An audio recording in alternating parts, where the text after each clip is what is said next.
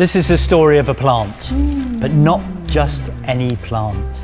It is the story of a plant that long, long ago once ruled the world. A plant that today is the very last of its kind. It's this plant behind me, Encephalatus woodii, E. woodii for short, and I've been looking after it for over 20 years. It was named for British botanist John Medley Wood, who in 1895 discovered it growing on a hillside on the coast of South Africa. The strange, handsome plant caught his eye, and he carefully removed a small portion of it and had it shipped all the way to London, to here, Kew Gardens, where it's been for the last 117 years. But its history goes much, much further back. You see, Encephalatus woodii is what is known as a cycad, and cycads have been around for 300 million years. As the millennium rolled on, cycads flourished, providing shade for triceratops, a perch for pterodactyls, and a tasty snack for brontosauruses. At one point during the Jurassic, cycads made up 20% of all the plants on Earth and covered every corner of the globe. But the good times couldn't last forever. The dinosaurs went extinct. Ice ages came and went. New modern plants like conifers and fruit trees started pushing cycads out. And the once proud population of E. woodii were reduced and reduced and reduced until there was possibly only one left. One single solitary E. woodii growing quietly on a hillside. Which brings us right back to John Medley Wood. At the time, he had no way of knowing just how rare his discovery was, but expedition after expedition in search of more E. woodii have proved fruitless. You see, cycads are dioecious, meaning you need separate male and female plants to create a new one. And this one happens to be a male, a true lonely bachelor. If a female mate cannot be found, it really will be the last of its kind. To this day, researchers are still looking. After all, it's a big world and might just be a chance. In the meantime, he'll have me to keep him company.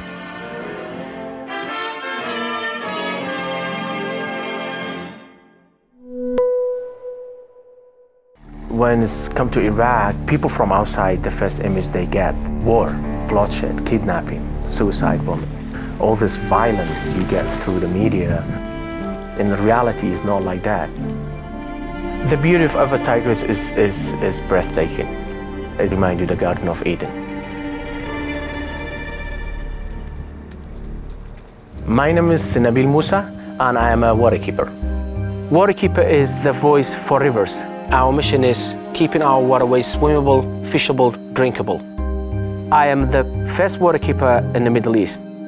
I spent most of my childhood by the river, catching fish, playing with frogs and chasing dragonfly. I have some beautiful memories and I want to bring them back. The problems in Upper Tigris River, dams, urban waste, gravel mine, oil refinery and oil wells, garbage from picnickers.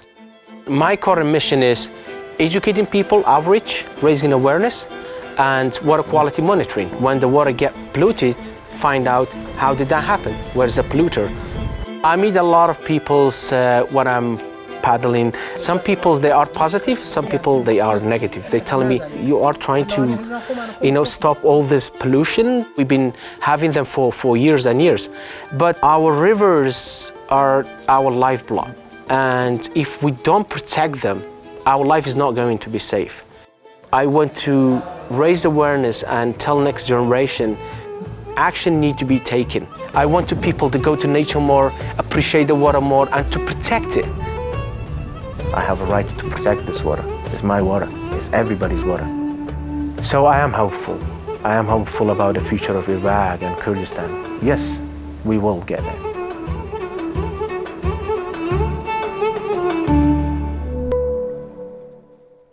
Our journey takes us to Costa Rica, more specifically, Tortuguero, to witness the yearly hatching of baby sea turtles and meet the people protecting them. We arrive by way of La Pavona, a small port town with one restaurant and a pay toilet. Our boat operator, Jairo Guzman, takes us down the Lucky River. It is a 1-hour journey to the island itself. The view is beautiful.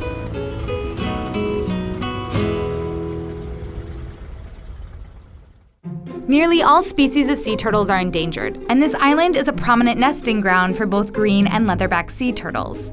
It was here in 1959 the very first sea turtle conservancy was opened by Dr. Archie Carr to specifically study green sea turtles as they were nearly extinct. This was their original base. This is their new base. Along with us from the conservancy is Jaime, head field director. David, station manager. Estamos listos. Corto el cambio. Sylvia, outreach coordinator, and their 10 research assistants. They all work here to educate the public and gather data on the current sea turtle populations. On day 1, we meet in the middle of the night to count nesting turtles and the eggs they lay. Now let's go to the beach. Around dawn, we spot a turtle. She is laying her eggs. She is one of 36,000 turtles nesting this season on the beach. Each turtle will lay around 110 eggs. In 2 months, they will hatch.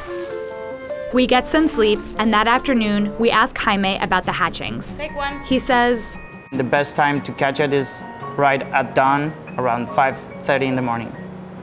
that means we have some downtime on the island. David invites us to his makeshift office. We discuss the vision of the conservancy. Basically, we are working here on the legacy of Dr. Archie Carr. He had this idea of changing the mentality of the people from harvesting the turtles for their own consumption and for making money out of the meat and the eggs into an ecotourism-based culture. It's a very complex thing to protect the turtles. On day 2, the alarm goes off, the team gathers, and we head to the beach. We are gonna need a bigger boat. For a while, we see nothing. And then, baby green sea turtles begin making their way to the ocean. Only 80% will make it out of the nest, and of those, 1 in 1,000 make it to adulthood. This means that out of nearly 4 million hatchlings this season, only around 3,000 will become adults, and the odds are stacked against them. There's more downtime.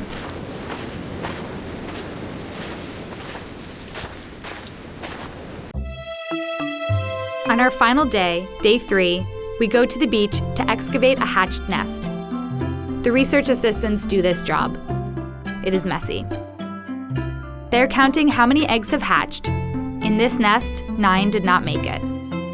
They'll add this information to their decades of existing research. That afternoon, Jairo's father, Guzman Sr., picks us up. As we leave Tortuguero, I can't help but think of something Sylvia said back at the base. La isla de Tortuguero es muy importante para las tortugas, pero también las tortugas son muy importantes para la gente que vive aquí, son un recurso muy importante que tenemos que conservar y tenemos que proteger. Sea turtles are not going to stop being endangered this year, and they probably won't stop being endangered next year either. But it's good to know that there are people out there working hard to make change happen.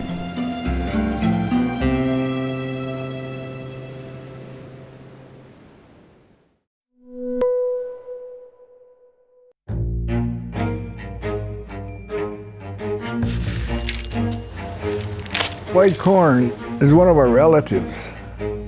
We feel that she is alive and she wants to do the job that she told our Creator she would do, is to feed our people, to nourish them. The work that we do, if we didn't have this, we would lose everything.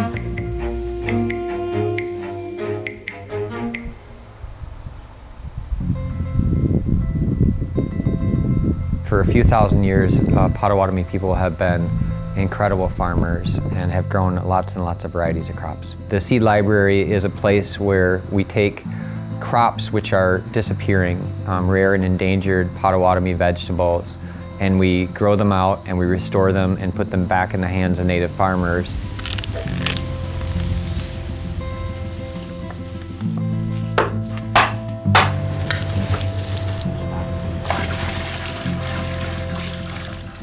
George Martin, carries the Potawatomi tradition of making dam nabu, or corn soup. In our seed library, we have 76 unique varieties of corn. Each one has its own cultural identity, its own unique flavor. After a while, when we stir it, you'll see how tough it gets to stir it. Our corn is a lot different than other corns which are out there. If we didn't have the seed library, these traditional foods might be gone forever. Within our seed library, 80% of the varieties which we take care of are rare or nearly extinct. Some of the varieties we care for here, we're the only place in the world which has them. This one's going to be a nice one. 4 years ago, when we first got the Nugsignug, our white flour corn, we only had a half a canning jar, a very small amount of seed. We've grown it every year since, and now we have enough that we may have 100 bushels full. That's enough that next year we could plant 6 or 7 acres of just this corn. That's a huge increase. It is important that we take, that's what we were sent down here for, to take care of Mother Earth and all her creations here. And that corn realizes that we're back using it again, and that we're going to use it in the feast. It makes the corn feel good that they're being used by our people again. It's done and it's ready to eat.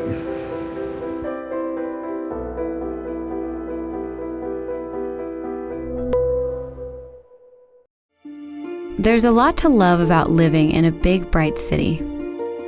People, culture, late night food, but there's something missing. It's there, but you can't see it. The night sky. This is the story about a small town in Colorado. Actually, 2 small towns in Colorado that are devoted to space. Westcliff has a population of 564 residents, and Silvercliff has a population of 575.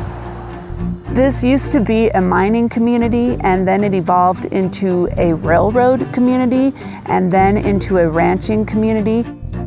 We're always looking to do something that will bring people into our community, and lately that seems to be we need to invest in our sky.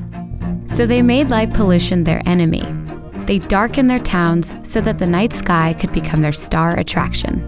Have you ever seen the Milky Way that goes from horizon to horizon?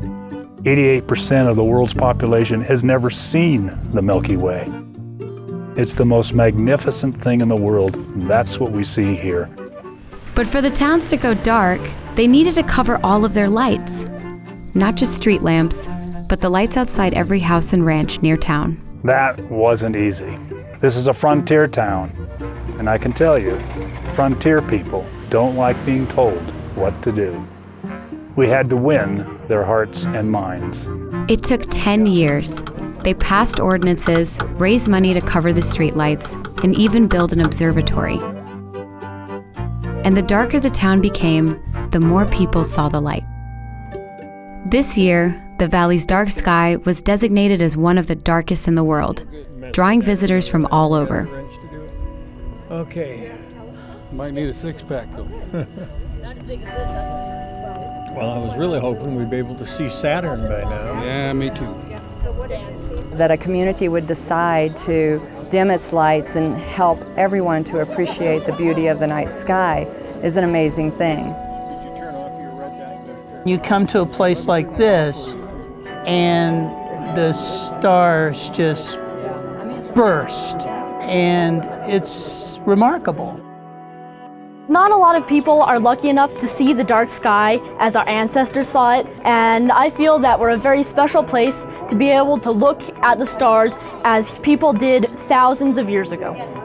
It's a humbling thing.